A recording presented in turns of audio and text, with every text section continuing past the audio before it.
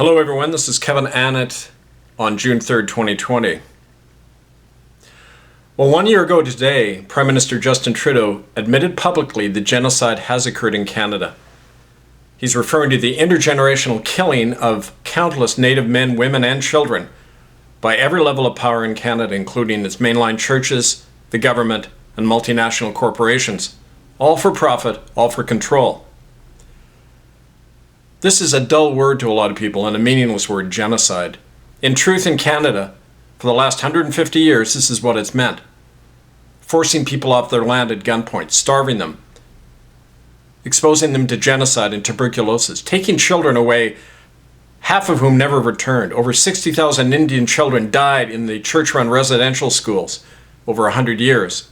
Sterilization programs, medical experiments, forced labor, child trafficking that still continues today. Every crime defined as genocide under international law went on in schools run by the United Catholic and Anglican churches. And yet not one of those churches, and not the government of Canada, no level of power has ever faced prosecution. Well, that's against the law, under international and common law, and the moral law that governs all of us. Because after he spoke those words of admission, Trudeau was immediately required by international law to see that Canada was prosecuted and punished for this crime against humanity. Those two words are the ones used by the UN Declaration on Genocide, the Convention on Genocide, to which Canada is a signatory. Countries that acknowledge having committed genocide must be prosecuted and punished. Well, a year has gone by and Trudeau's done nothing. He's defied the law and obstructed justice by not helping to prosecute genocide in his own country. He ignored a legal summons from the International Common Law Court of Justice to appear before a war crimes tribunal in Vancouver and answer charges that he is colluding with those who are still trafficking and murdering Indigenous people and children. In refusing to respond to these public charges, Justin Trudeau tacitly admitted his guilt, became a felon under the law, and has lost any authority to govern. Well, criminal actions by Trudeau are not new. As Prime Minister, he has accepted bribes and obstructed police investigations into the SNC-Lavalin scandal that implicates himself and other cabinet members. And now, under the guise of a contrived public health emergency, Trudeau has imposed police state restrictions on the lives and liberties of all Canadians without any authority whatsoever. He's not invoked the Emergency Powers Act. He doesn't have the authority of Parliament or any court of law, both of which are being adjourned. So in every sense, Justin Trudeau has donned the mantle of an unaccountable dictator. Well, be you ever so high, you are not above the law. That principle has governed the courts and justice in the English world for over 500 years. It's the bedrock of any democracy. But Justin Trudeau has defined that law and tradition, our sacred liberties, and is relying on an alleged coronavirus to justify his tyranny. But no one is required to obey the dictates of a criminal and a tyrant. In fact, the law requires that every Canadian citizen, including the police, the judges, and politicians, refuse to cooperate with such a felon, even if he calls himself a prime minister. And so now, a year later, in order to obey the law, the higher law that governs all of us, Canadians must refuse to obey the one-man ruler who's posing as the government of Canada. And that resistance begins with each one of you. Well, some of us are not standing by idle amidst this growing police state. We recognize that the present tyranny in Canada is not the work of one man, but is a result of a whole history of colonial rule, an entire political and economic system that has always been ruled from overseas to profit of few. We have never known true accountable democracy in Canada, but only rule by decree and corruption. To uproot this sickness, we not only need an inner regeneration, we must start again and establish a genuine constitutional republic where the people govern themselves and are not the so-called subjects of a doddering, aging woman in London. And that is exactly what some of us have been doing since January 15th, 2015. For on that date in Winnipeg, 1,000 signatories to a proclamation of independence from the Crown of England declared that a new jurisdiction and a new nation now exists in Canada, that of the Free Republic of Canada.